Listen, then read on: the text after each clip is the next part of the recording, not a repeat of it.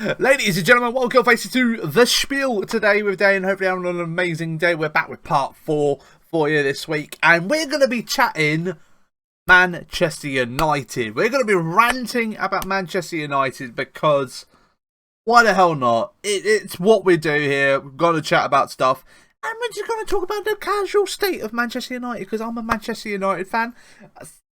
I just don't know if it's one of the things I should be proud of, but at the same time, I should probably, some people would just be like, take the shirt off, mate. You might not as good as I used to be, but you know what? I'm wearing it, alright? You just have to deal with it, because I was debating about wearing it, but I was like, it's Manchester United, I've got to wear it, haven't I? I've got to rep the boys. Got to rep the boys. Obviously, this is not this season's kit, but this was like last year or two. I think it's two years ago, a year ago. I think it's last year's. I can't remember. Can't quite remember. Yeah, so we're back today with the Spiel, and we're going to just mix it up because I want to keep every single week a little bit different, keeping it fresh. Kind of give you an idea what this podcast is going to be about. Just talking about anything, ranting about stuff, and I really want to talk about Manchester United in a minute because it's the hot discussion at the moment. As I'm recording this is on the 20th of October.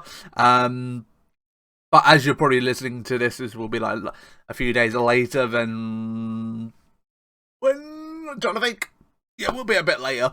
So there will be a Manchester United game. I think probably 2 games already happened by now. So do keep this in mind when listening to this. Like I say, October 20th today. We've got Atalanta tonight, when we've got Liverpool as well this weekend. So I might try and whack it up sooner rather than later. So I might upload over the weekend. So when Liverpool playing? Liverpool are playing Sunday. So I might put this up Saturday, actually. I might put it up Saturday. It makes more sense before the Liverpool game. Then we've got Atalanta tonight. So I don't know what the prediction is. Hopefully we won. Fingers crossed, because we need a bloody win, because our run of form has absolutely been dreadful. I don't know where to start with today. I really do not have a sodding clue where to start. I think we just talk about the bad form. What the hell is going on at the club at the minute? What is going on at Manchester United? What is going on? I really am surprised. The start of the season that we have had, I really did think that we were going to have a bit of a different kind of start to the season. I didn't think it was going to be this bumpy. I don't know what the point ratio is, but I know it's like out of X amount of games, we've got barely no points in the league, and like, it's still early days of the season, but this should be a better start to the season. There's been progress each season, but it's like we're already out of the Carling Cup. I don't know what the Carabao Cup. We're already out of that. We're Champions League having a bad run at the moment. Obviously, not including what the game is going to be like tonight. Hopefully, we won. But then it's like Liverpool. These run of games, Liverpool, Man City, Chelsea, the run of games. Like, if you don't know the run of games, I will list you the run of games right now. I just don't see how we're probably going to have an amazing run of games. We really are. But with the start of the season, I generally just don't see how it could get any better at the minute, because it's the run of games we've got. So we've got Liverpool this weekend, then we've got Tottenham the week after, then we've got Atalanta again, Manchester United versus Man City, Derby Day. Can't wait for Derby Day. Then we have got Watford versus Man United. Then we've got Villarreal. We've got them. Then we've got Chelsea. Then we've got Arsenal, Palace. Mate, that is a horrible run of games for a month. And honest prediction, Liverpool game, I feel like we're going to get our asses absolutely slapped. I reckon it's going to be a good, 3-1, I reckon. 3-1 Liverpool. Or it could be a really dull game. We just park the bus and it's just a 1-1. It could be that. I would not be surprised. It'd be either them. We either freaking get slapped or it's a draw, because we'll just play safe. Tottenham, I wouldn't be surprised Harry Kane gets a hat-trick. I don't really know. That one, again, I see Tottenham maybe stepping up, surprising us. I really do, because obviously if last season, they beat us was it? Oh, what? I can't remember what the scoreline was, but it was 6-1, wasn't it? Or something like that. It's like, I reckon it won't be that again. I reckon it'll be maybe a 2-1, maybe a 2-1 Tottenham. Or a 3-2. I don't know, 3-2 screaming to me, like a 3-2 Tottenham. Atalanta, hopefully again, be a game that we win. Like, say if we beat them tonight, I wouldn't fancy them maybe again to beat us because we're playing on their turf and we're not playing at home. Man City, they're playing at Old Trafford. I'd fancy Man City. I really would. I really would kind of fancy them. But, you know, Man City, once again, I'd say it'd be either... I'm lucky if we scrape a win. Very lucky if we scrape a win there. If we do, it's going to be moments, very moments that we get. Very much. So, Man City... I don't really know what to say with that one. Man City... hard to call really with that one. Man City, if they don't turn up, we can. I fancy maybe against Man City because it's Derby Day, a bit of hype, players will be up for it. So, but once again, Man City, it's a beatable. I got to say like a 2-2, something like that. I really do feel like that. It's like a draw, or we'll nick a win. It'll be a draw, or we nick a win. Or Man City will turn up and just slap us. It could go either way. We do not know. Watford, you would say out of all them games, that should be an easy game. That would be like definitely winning the bag. That should be. A Villarreal, we obviously struggled with them in the Euro final. We played them the other week. Got very lucky. I would fancy them again. I feel like that they want revenge. They would want to give us a good slap. Chelsea.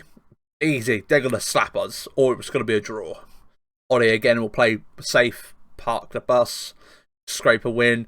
Man United, Arsenal, I feel I could see this one to be a little bit more open because it's Arsenal. The Arsenal Man United games are pretty good, or it could be really dull as well. So I would say it's either going to be a draw or Manchester United are going to nick a win. They're going to nick a win. So it'd be like a boring 0-0 draw, I'm going to say, for that game. So it's like them kind of games there. So like, how many to say there's like, we'll say if we've got one, I reckon we're going to lose. Tottenham win. But Tottenham, I don't know. I feel like Tottenham would do a step up for that game. I don't know. 1, 2, 4, 5, 6, 7, 8, 9, 10. So out of 10, I'm going to say maybe 3 wins max. If we get a win against Man City, Watford, and maybe Villarreal, pushing it maybe 4 wins out of 10. I reckon it's going to be maybe like a good few draws and losses. So I don't feel confident going into this run of games. I really do not. And that's just over November. We'll definitely come back and review this in about a month. And see how we did. I should maybe like write down predictions like when we can go back to it, but hey, we will see, because we could go on an amazing run of form. We really could. But I just want to overall talk about Manchester United this season, how they've started with the quality of players we have brought in this window. We should be doing way more better than we should be. We've signed the best centre back. Like, we've got Varane. We have brought in Sancho, best upcoming winger. You've got Ronaldo. You have got Donny van de Beek on it. It's like our last 2 windows, we have got a solid squad there, and it just makes you kind of go, how are we not doing more better? We have signed so much quality over the last year. We've got Bruno Fernandes. Just that squad is just amazing. It's just like, you've got Cavani. You've got Rashford, you've got Martial, you've got Greenwood, you've got an amazing, young, talented, upcoming right back. You've got Luke Shaw, who's on an amazing run of form, the best he's been in years. Maguire's a bit more better in a way. He's got better in that position. I was a bit iffy about Maguire at first, but I do see when we don't have him, we do seem to miss him when we don't have him. And we've got De Gea, the best goalkeeper. He's at his, technically his prime at the minute. He's at his best. And he's literally, like, an example, he was like our man of the match against Leicester. He was our man of the match. He was the best player on the pitch, even though he conceded 4 goals. That says a lot about our squad. We've got Paul Pogba as well. I can't forget about Paul Pogba in our squad. We've got Matic. We've got Mata. We've got so much depth. It's crazy. But don't get me started on Fred. McTominay and Fred, they could do one. I don't like them. But just around that squad, we've got such an amazingness. We've got Ronaldo. Just I don't know how these players are not working. I know it's that whole thing. He's like, it's all about all having a talented squad. You've got to have a team, like team work off each other. It's like, it just don't seem to work, but they should work because you've got that link up with Bruno with Ronaldo for Portugal. You've got Pogba with Martial.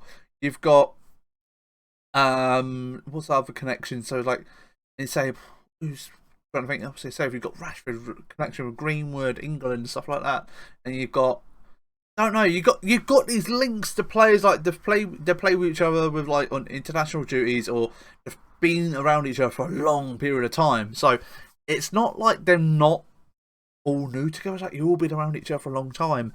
Then it just makes you question: is it the team or is it the coach? It's like there's a lot of people a bit on the fence with Ollie at the minute, and I think the only way I can look at this situation, you look at Chelsea. They brought Lampard in. Lampard was trying to build something, do something there, but it wasn't quite working what he was wanting. They got rid of him. They put Tuchel in, and they started doing amazing. They're going to win Champions League. They're going to be favourites to win the league this year. I wouldn't be surprised if they get an FA Cup as well. And was it FIFA World Cup? Did they win the FIFA World Cup? Oh, not World Cup, but the FIFA club. You know, the big one, like the club World Cup. Maybe it might be that. I can't remember what it's called, but I swear they've won that as well. But they have done. He's done amazing in the short time he's been there. It's like less than a year. He's already like won 2 tournaments. Did he? Yeah, 2 tournaments or 2 cups already. It's like Jesus Christ. But they just changed that one thing, and it just makes me kind of go, what if we did that with Man United? Got rid of Ollie, and we got someone else in who's a bit more established. But then you kind of look back at Jose. Jose was meant to be that guy. He's like, we've got someone. We've been steadied up by Van Gaal. Van Gaal did his job, and now Jose's here to win us titles. But the board didn't back him. That's the problem there with that. Because I reckon Jose would have won us something. I really do feel like he would. Even though with our terrible squad. Because if he just got back to the players he wanted and stuff like that. But the player he wasn't getting back in the transfer windows. And then left to Jose leaving. Then Ollie coming in. Ollie at the wheel. And Ollie has done fantastic. I think he's been like a good person at the wheel. Holding it. Bringing that steadiness back to us where we've had a rough few years. But now, I will just say I am teetering on the edge of saying Ollie out. I am lingering on it. Only because I just feel like there's a lot of discussions always listening. I love hearing other people's opinions about football and stuff like that, especially Man United. And I do agree with a lot of what people say. Ollie's a very you can't hate him because he's like a club legend, and feels like he's untouchable a bit. He does feel a little bit untouchable because he's Ollie. He's a happy face. He's positive all the time. He's never negative. It's very rarely that you see him calling his players out being shite and stuff like that. That's what Man United kind of want. They want a people pleaser, and he's like, we can't hate Ollie because he's a baby face, and it's like, it's good to have a club legend, stuff like that, but I think you've got to have a bit of balls about yourself. I can't imagine Ollie screaming at the players. I really cannot. I could just see him saying, right guys, I reckon you did a great on that first half, even though we conceded 3 goals. Well done, well done, well done. Get out there now, alright? Go play some football, have a good time, and go win that game, alright? Comes full time. Alright, guys. Glad we had a good solid 10 minutes, but we didn't want to concede another 2 goals, did we? So it ended a 5-2. I'm glad you got the 2 goals to get close, but not close enough. I don't know what the accent's meant to be. Ollie's got one of them weird voices. He's like, you alright? It's very happy, chirpy. He's like, you alright? Kind of sounds like he's a bit of country, but he's got that. Obviously, he's from the Norways. But so trying to do his accents, I would love to learn it because he's very chirpy. He's very positive.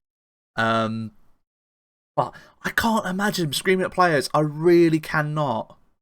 I don't watch a lot of football on a weekend because I work weekends. But I always look on social media. I keep up to date with social media. People post up videos, pictures, and stuff like that. And from what the content I kind of see online, it's like, I think it was the Everton draw. He's smiling. He's like, hey, we just got a draw, even though we did absolutely awful. We should have beat Everton. But he's on the sidelines, like, happy. I'm like, dude, no, Fergie would never be like that. Jose would just look pissed off. That girl looked pissed off. David Moyes looks pissed off. He's on the sideline. He's like, it's all right, lads. As long as we get top 4, I've got my job safe. It really doesn't. Oh, I can't imagine him in the dressing room screaming. If somebody leaks a video of him screaming at players, then I'll be like, all right, I can get behind Ollie. But I just feel like he's a bit too soft. I feel like with Man United, like Fergie had that thick skin about him. I don't feel like Ollie's got that. He's got the Man United DNA. He was brought up in that era, but don't feel like he's got that thick skin. I feel like he's very like, he can get angry, but not angry. I don't feel like he can, because it just it's like me trying to get angry at someone. It's like I just look like a kitten trying to like get really angry. It's like just wouldn't, would you? Just wouldn't. Don't quite get it, but overall with it, it's like the way Ollie's playing at the moment. I just don't. I think there's a lot of like, I've got like my opinions from people who've like watched the games a lot and from like highlights I've seen, and just general like say from the Leicester game. To be honest, like the tactics, what was going on, like Maguire wasn't marking anyone, and just like his overall decisions and just everything about his coaching abilities, I'm starting to question a lot. That's down to tactics, team selections, formations, and just overall, I don't feel like he's got that presence of a manager that we should have. We need someone who's going to go in there. Someone like is it Kante? No, Kante. Kante. Yeah, the guy who's was at Inter Milan, the manager. I think it's Kante. Yeah, Kante. Yeah, I believe it is. Kante, but swear it is Kante. If I've got that wrong, I do apologise. But the old Inter Milan manager, you see him on the sideline, he's screaming at his players. You don't see Ollie screaming at his players. You just see him going, right guys, go over there, alright. It's like, well done lads, well done McFred, well done Harry, well done. You don't see him screaming, you just see him just like pointing, that's about it. From like what I've seen, you don't see him ever like getting screaming and that. And, like you see Klopp on the sideline getting passionate. You see Pep on the sideline going hitting.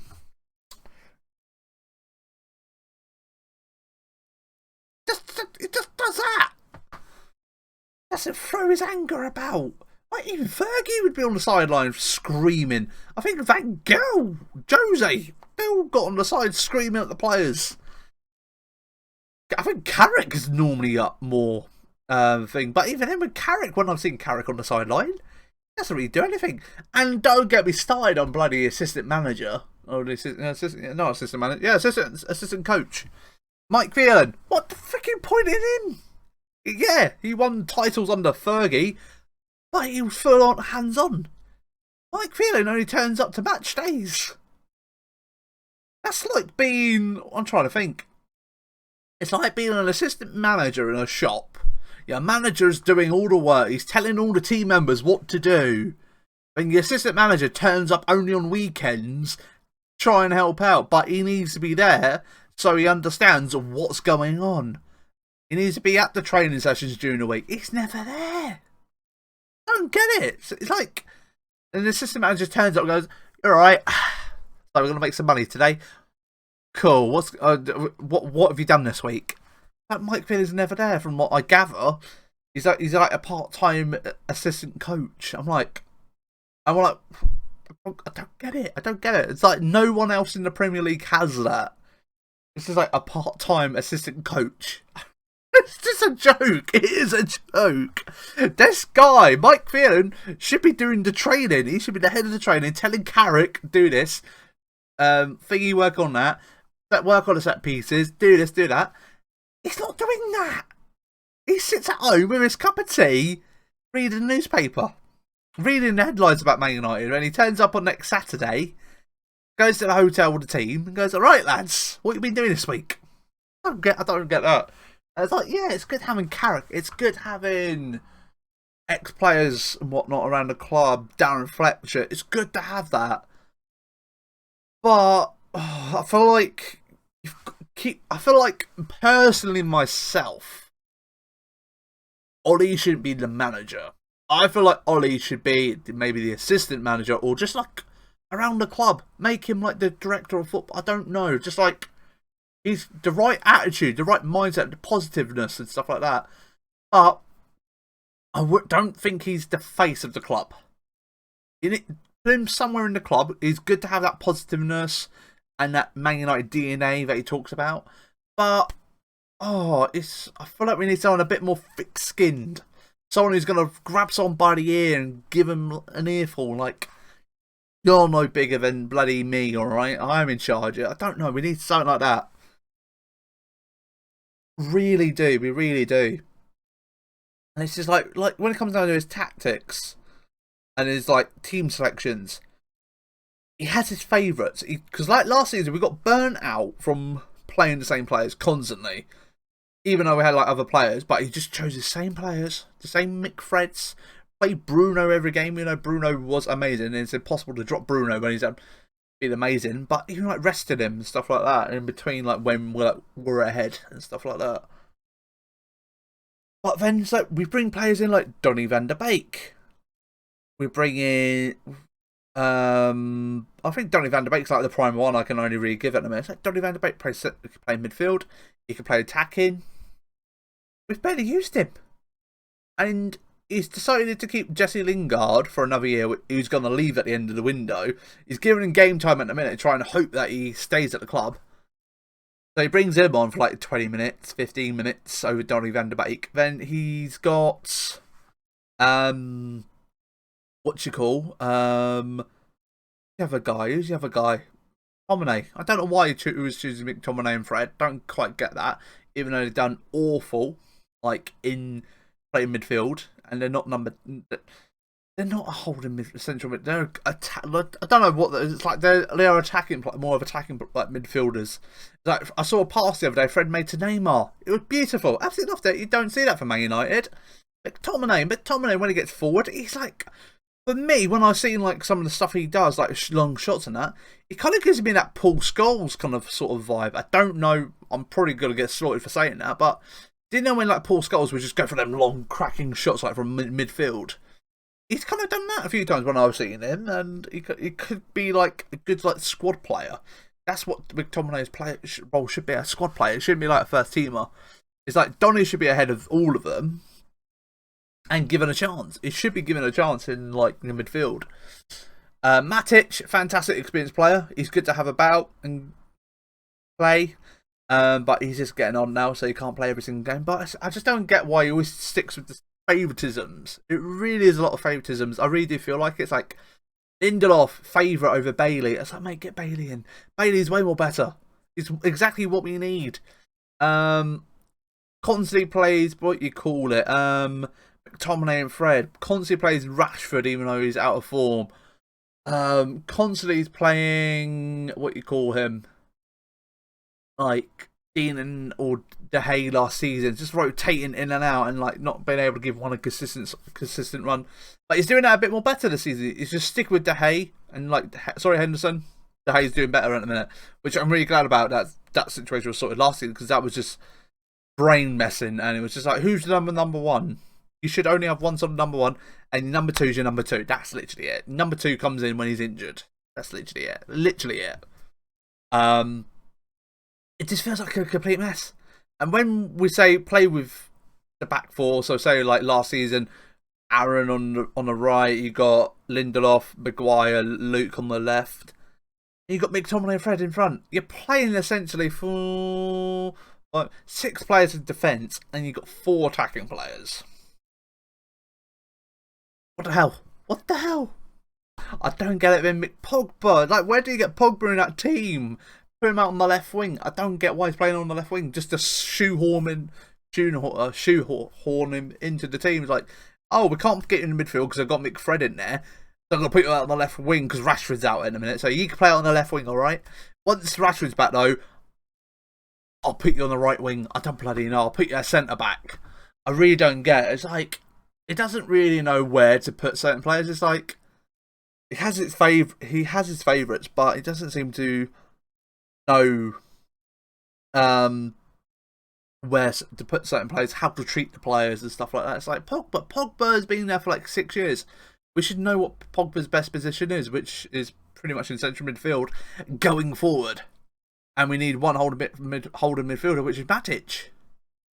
But we're just trying to do a temporary filler by putting in McTominay and Fred to cover up for the defense midfielder, because we don't have one. Because Matic is too old now. He can't do every single game. He can do for about an hour. And it's just like, ugh, just don't really get it. Do not get it. Then he's got Ronaldo coming in. And he's got Cavani. He's got Rashford, Martial, Jadon Sancho, Greenwood. And it's like, that's a lot of attacking players. And obviously, rotation and stuff like that. But you know Ronaldo's going to start every game. Greenwood, he's going to get game time because he's a bit of a favourite, isn't he, Greenwood? Then you've got Sancho as well, so they're going to be battling out on the right wing. And you've got Martial and Rashford, but you know Rashford's going to get ahead of Martial. And you're just like, where does Cavani go? Because Cavani's only going to come off the bench. So I see Cavani going in January. I really do. I reckon he's going to let Cavani. I know. I promise you. I promise you game time this season. But obviously Ronaldo was just like a last minute buy. So just go, mate. Just go. I wouldn't be shocked if they maybe loaned him out for the second half of the season and goes to like Barcelona or something like that. Then I just wouldn't be surprised at all, because he's not going to get any game time this season. I really do not reckon. And they can't drop Ronaldo because he's Ronaldo, isn't he? If he gets dropped, his headlines, Ronaldo's on the bench again, like he was against Everton. Unless he changes up formation, but you don't know what formation he do, like a 4-4-2. You don't know. Do not know. So it just feels like a complete mess at the minute. It really does. It's like, I think just all of that just saying there is like, he has his favourites, he's not rotating the players. He's got like, he's held on to a lot more players than he should have. Like Jesse Lingard should have gone. Martial should have gone. Send a few players out on loan. Donny van de Beek, he should have gone. He definitely 100% should have gone to Everton or anywhere. Going and play somewhere else. Should have brought a holding midfielder. Matic. So I've already got rid of Matic. I'll sell him 10 million, 15 million, and fund that towards your next defensive midfield. Do that. But, I just don't know. Sell Fred as well while you're at it as well. Sell Fred and McTominay. But no, it's just, I don't really get this mess that Manchester United is at the minute. And these run of games coming up, it's just going to be a headache. And I just don't know who's going to be in the squad, what choices he's going to make, how he's going to play, because we don't have an identity. He just boots the ball forward. It's like when we played against Leicester. I saw the highlights and I was just like, mate, he's just booted the ball forward. And Rashford just sprinted. All he did. And to me, that doesn't feel like an improvement in tactics in a way. It's like, yeah, we play a counter-attacking football, but that was just a long ball. And I remember, I think it was Van Gaal. I remember, because we played, when we were playing Europa League, and this would define it, because after this, I absolutely hated Jesse Lingard. I was like, mate, he's overhyped. He's fucking shite. Do not like him. Because all they were doing is getting the ball and booting it.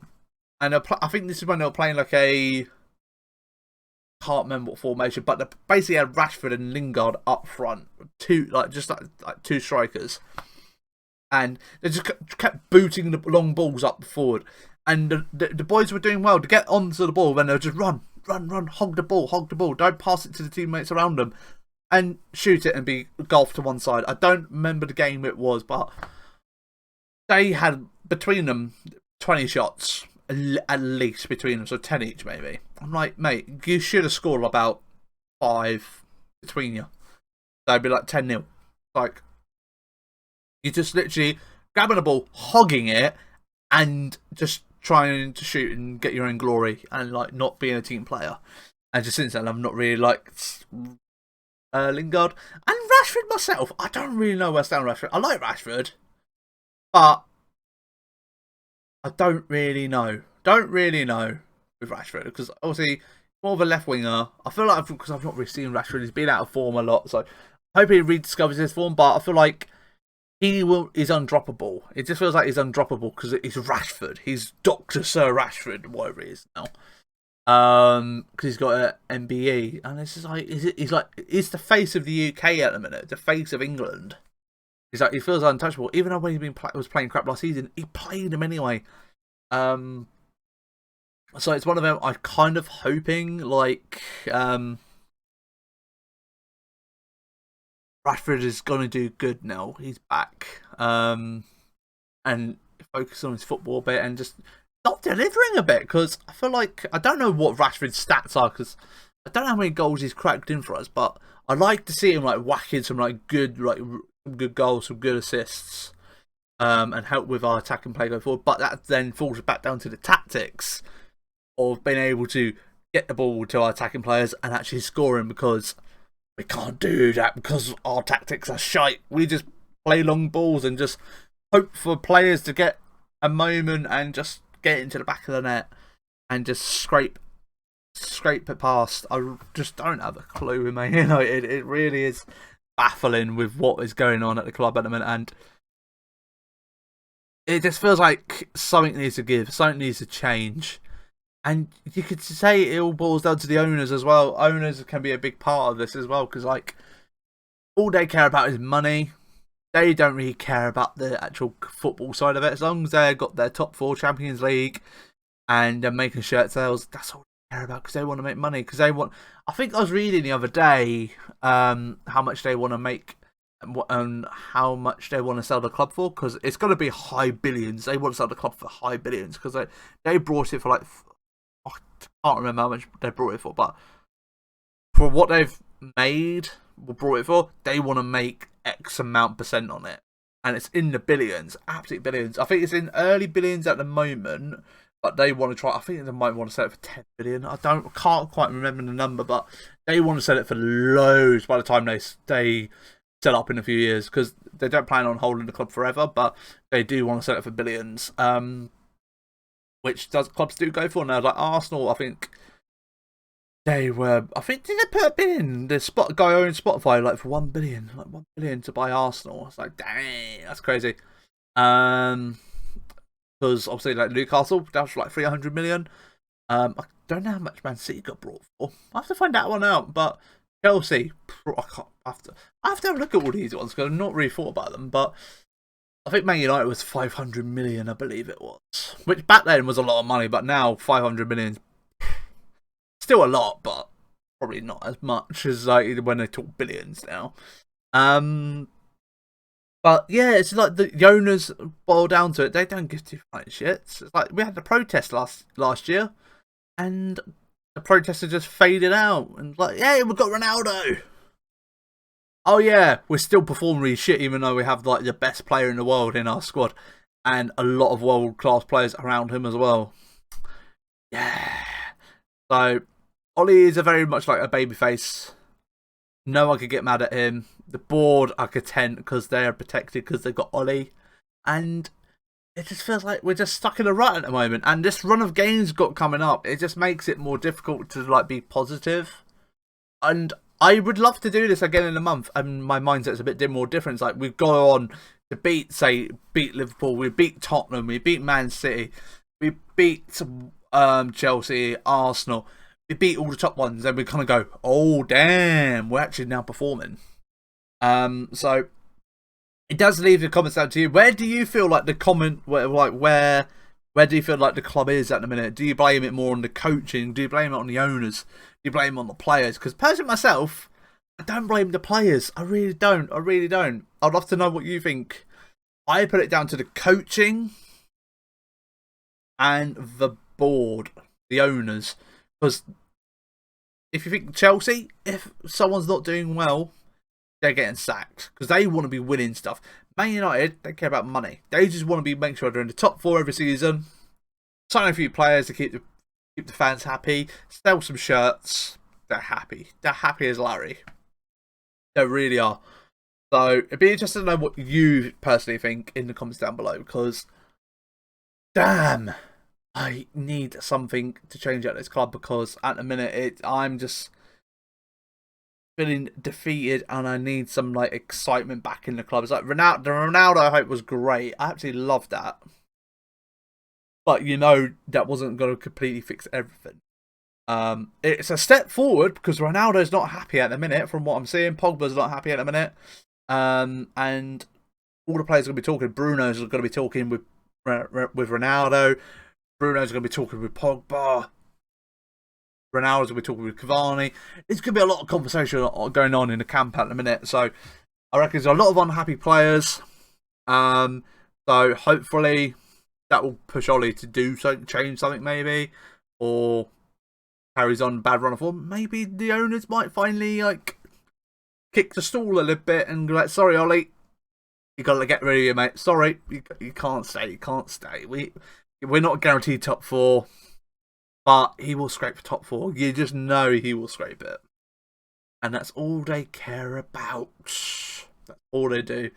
But I'm going to wrap up now, ladies and gents, because we could go on for another half an hour talking about Man United, me rambling over and over and over about this and that. But I will try and find some faith in this situation. Hopefully, like, one of the things, like, the players come together, the players find the problem, because like, that's the one key thing I've forgotten, I kind of missed out, really. Pogba said we can't seem to find the problem in the team at the minute. You can find the press thing talking he did. I recommend watching it because he's like, there's a problem, we can't seem to find a problem. Hopefully they find what that problem is so we can get it just clicking and playing well. That's what we need. That's what we need. So hopefully we do find that and we start performing well. I really hope we do. And we start rolling in some performances and get some goals. Get Ronaldo a hat-trick, mate. Another hat-trick. We want a hat-trick for Ronaldo. That's what we want. But thank you very much for listening today. If you did enjoy, make sure you do leave a like. Don't forget to subscribe. We will do another one. We'll probably do like a recap in about end of November to see where we're at going into December. And to see how we're doing and how the run of games is going and stuff like that. So fingers crossed when we do this again, it's going to be good and not negative. I really do hope. But thank you very much for listening. Have an awesome rest of your day, and I'll catch you next time. Bye bye.